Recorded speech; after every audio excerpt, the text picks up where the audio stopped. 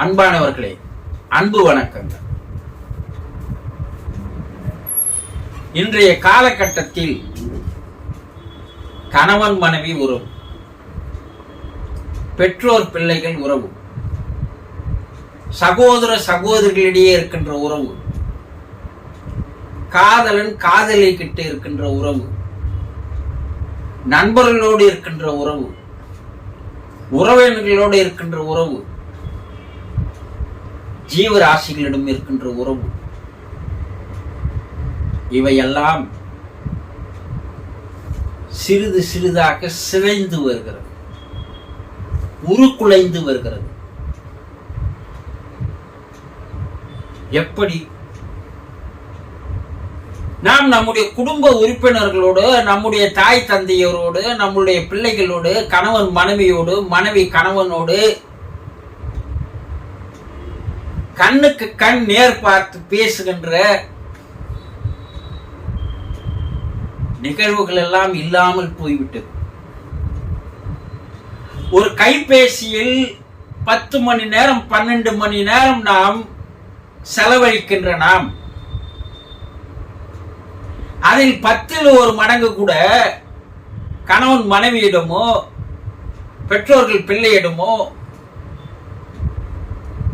சகோதர சகோதரிகளிடமோ, நண்பர்களிடமோ, உறவினர்களிடமோ செலவு செய்வதே இல்லாமல் போய் வருகிறது.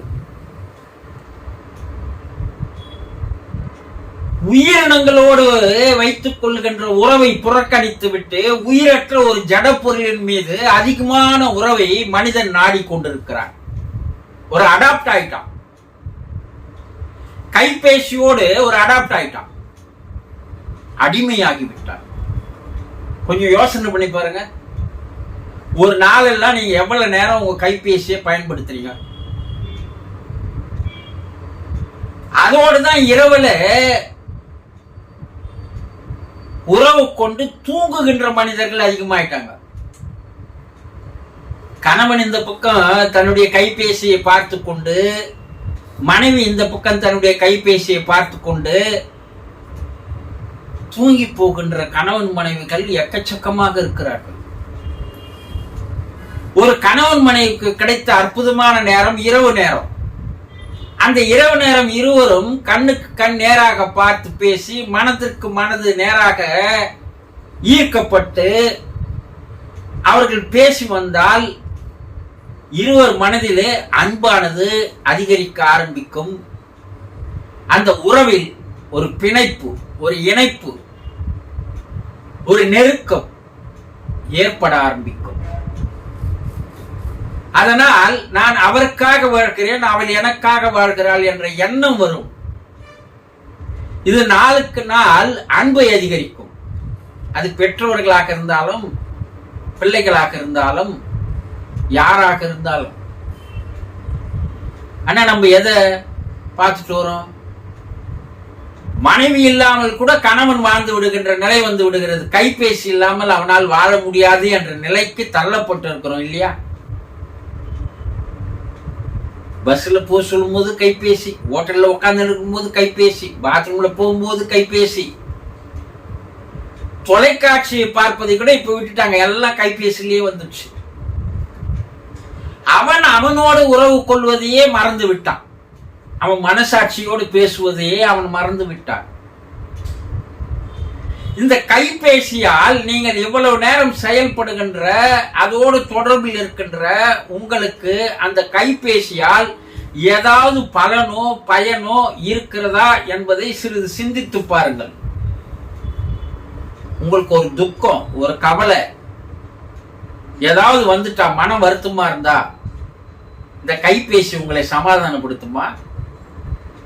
இந்த கைபேசி உங்களுக்கு ஆறுதலாக இருக்குமா?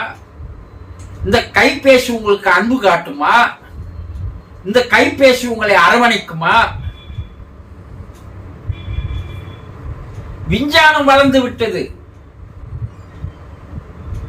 தொழில்நுட்பம் அசுர வளர்ச்சி அடைந்து வருகிறது. ஆனா மனிதர்களிடையே இருக்கின்ற உறவு அதல பாதாளத்திற்கு போய் கொண்டிருக்கிறது. ஒரு இயந்திரத்தனமான மனிதனாக வாழ்வதற்கு இந்த வாழ்க்கையை இறைவன் உங்களுக்கு தரவில்லை. விலங்குகள் எல்லாம் சந்தோஷமாக இருப்பதற்கு காரணம் என்னன்னா அதுக்கு தெரியல கைபேசிய. மனிதர்கள் மட்டும் விலங்கினங்களை கூட மிக மோசமாக மாறி வருகிறோமே. ஒரு கணவன் தன் மனைவியிடம் பேசுகின்ற நேரமே இல்லாது போய்விட்டது. மனைவி கணவனோடு பேசுகின்ற நேரமே இல்லாது போய்விட்டது. பெற்றவர்கள் பிள்ளைகளை அருகில் அமர வைத்து அன்போடு பேசி பாராட்டுகின்ற நேரம் இல்லையே. இப்ப பிள்ளைகள் எப்படி பிற்காலத்தில் உங்கள் மீது அன்பு செலுத்துவார்கள்? சகோதர சகோதரிகளிடையே நேசம் பாசம் இல்லையே. ஒரே குடும்பத்தில் 6 பேர் வாழ்ந்தாலும் 6 பேர் தனித்தனி தீவாக வாழ்கின்ற நிலைமையில் இன்றைய வாழ்க்கை ஓடிக்கொண்டிருக்கிறது. 6 பேர் கையிலும் கைபேசிக்குது. பெரிய அரக்கனாக பூதமாக இந்த கைபேசி உங்களை வந்து அழித்துக் கொண்டிருக்கிறது. அதனால் விஞ்ஞான வளர்ச்சியை பயன்படுத்தக்கூடாதா? பயன்படுத்தலாம். அதற்கு ஒதுக்குகின்ற நேரத்தில் 10 ஓடும் மரங்கு உறவுகளோடு ஒதுக்குங்கள். இந்த உறவுகள் தான் உங்களுக்கு எப்போதும் மாறுதலாக, அன்பு காட்டக்கூடியவர்களாக, இரக்கம் தரக்கூடியவர்களாக, உங்களை வழிநடத்துபவர்களாக, உங்களை உயர்த்துபவர்களாக, நீங்கள் தோண்டு போதும் போது உங்களுக்கு ஊக்கம் அளித்து உற்சாகம் தருபவர்களாக, உங்களுக்கு உடல்நிலை சரி என்றால் அவர்கள் வந்து கவனித்துக் கொள்ளுபவர்களாக, எல்லா வகையிலும் இருப்பது உறவுகள் தான். தயவு செய்து அந்த உறவுகளை புறக்கணிக்காதீர்கள். கடைசி காலத்தில் மிக மிக கஷ்டப்பட வேண்டிய நேரம் வரும். உங்களுக்கு ஏதாவது ஒன்று ஆகிவிட்டால் யாருமே வரமாட்டார்கள். தயவு செய்து மனித உறவுகளை வளர்த்துக் கொள்வதற்கு முயற்சி செய்யுங்கள். தொழில்நுட்பத்திற்கு அடிமையாகி விடாதீர்கள். அன்பு என்பது இல்லாதையே வறண்ட பாலைவனமாக உங்களுடைய உள்ளம் மனம் மாறிவிடும். இதை புரிந்து கொள்ளுங்கள். உறவுகள் தான் உங்கள் வாழ்வை உங்களை உயர்த்தும் என்பதை தெரிந்து கொள்ளுங்கள். புரிந்து கொண்டீர்களா? சந்தோஷம்.